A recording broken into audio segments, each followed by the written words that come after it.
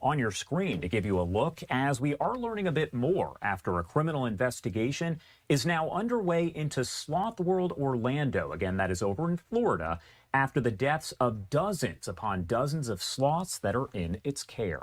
You can see some of the video right here coming in out of the Central Florida Zoo, now caring for many of those sloths. The Attorney General James Uthmeier for the state, posting Sloth World is filing for bankruptcy, and the remaining sloths have been turned over to the Central Florida Zoo for proper care. One of our statewide prosecutors is assisting the Ninth Circuit with the ongoing criminal investigation. So, as we mentioned there, an investigation getting underway. Now, our Fox 35 Orlando team has reviewed many documents revealing that more than 50 sloths have died under Sloth World's care while being stored in makeshift warehouses while the now closed attraction was under construction, and that information coming from Florida Fish and Wildlife.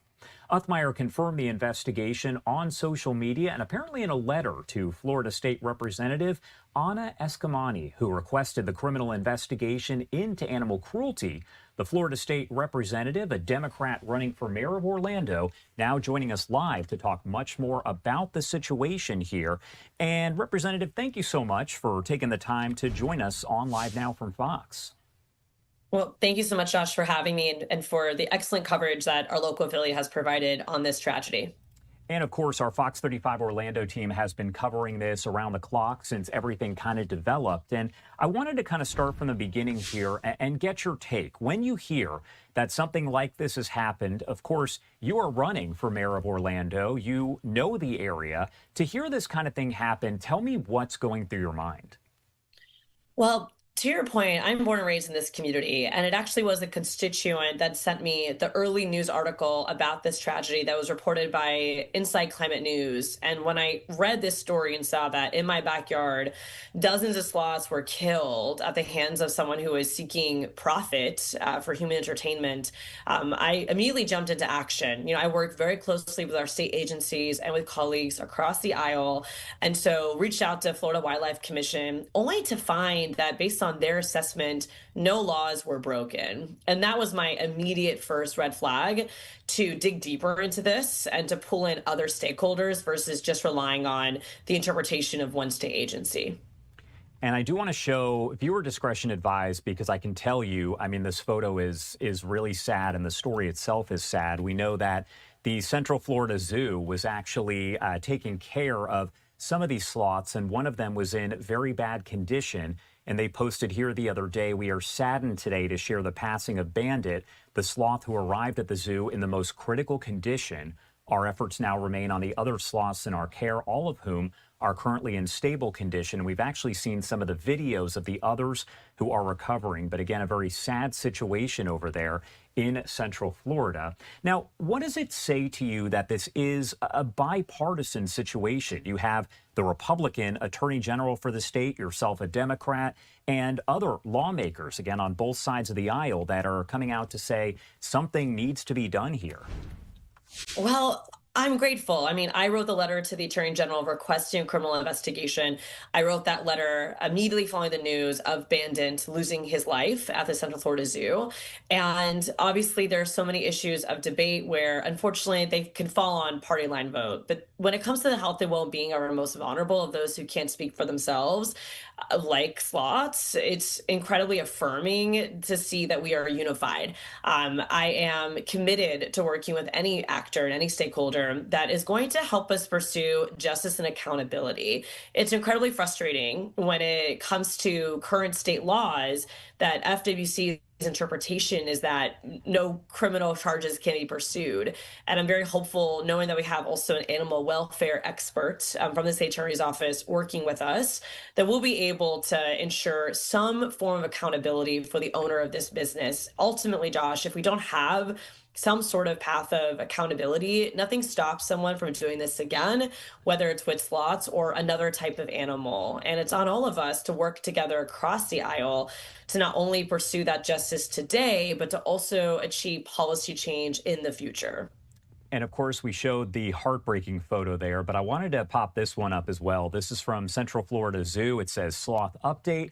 Today marks the first week in their 30-day quarantine period. This little one had an exciting day yesterday as he got to try out some new types of produce, zucchini, squash, and cucumber. Turns out he loves it. So they are working there, of course, to essentially nurse all of these sloths back to health. But again, Fox 35 Orlando finding that at least 50 of the sloths had died there in the care. Again, that is according to investigators and the different court documents that were obtained there. As far as who should be held accountable here, do you have any idea who should be held accountable and how?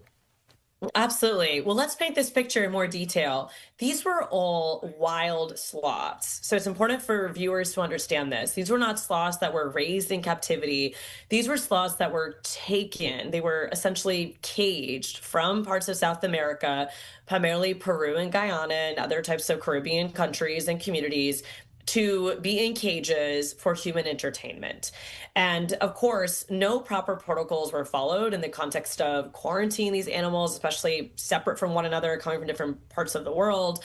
And you saw the headlines that this warehouse did not have electricity. It was not prepared to take animals. And one reason why so many sloths died was the cold snap we had in Florida, because sloths have to be in tropical temperatures. And based on the death autopsy reports, they had extreme diarrhea. They had not even digested the food from the wild. It was still in their digestive tract because the food they were giving that was incorrect was flooding through them. And yet they couldn't really receive the nutritions. And as you mentioned, when they arrived at Central Florida Zoo, it was reported that all these sloths were dehydrated and in really difficult conditions. So when it comes to accountability, not only do we have to ensure that the importation of sloths is restricted, but this class 3 permit that Florida has that the owners were leveraging is the same permit you would receive if you were taking care of squirrels or raccoons. And so I do think it's important to ensure that we reform the permit system to meet basic accreditation standards. But ultimately, I would argue that it's the owner's responsibility to ensure the health and well-being of any animal under its care with a class 3 permit. Listen, if these were dogs that were killed, you would have an immediate criminal investigation. If you fish too much or capture too many oysters or crabs, FWC is right on top of you with the penalty. I don't understand how today there are still no criminal charges for the owner of the so-called Sloth World, and that's our goal of this criminal investigation. What answers are you still maybe waiting on at this point as, again, this criminal investigation just getting underway, but what are you still hoping to maybe learn or figure out here? So first of all, every number we get from FWC, the Florida Wildlife Commission, is different when it comes to how many sloths were in their care and where they came from. Were they all imported? Were some sold within Florida? So we need some clarity on, is every sloth actually accounted for? And can we ensure that those that are unaccounted for are safe? But we also need to understand why FWC renewed and backdated the permit. So that's something else, is that this permit that he had was expired, and FWC, despite knowing the death, still renewed it and then backdated it. So I have a lot of just agency questions of concern that we have to get to the bottom of. And then again, ultimately, how do we prevent this from happening again? That should be everyone's focus moving forward. All right, State Representative Anna Eskamani, thank you so much for taking the time to join us here, and of course for, reaching out to state officials as well and working for this criminal investigation here. Anything that we missed, anything that you want to make sure to add before I let you go?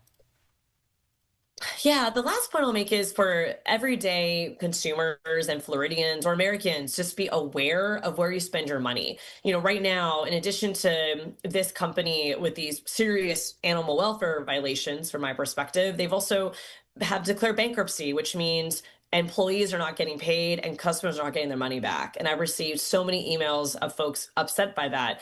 And we'll do our part to ensure that every person is made whole from this tragedy. But ultimately, the only reason why this individual thought he could make money off this was because of customers that unfortunately were tricked into doing so. He branded himself as being a conservationist. That was never true. So I really want to encourage the everyday American to just do research before you spend money somewhere. Be mindful of accredited facilities versus non-accredited facilities.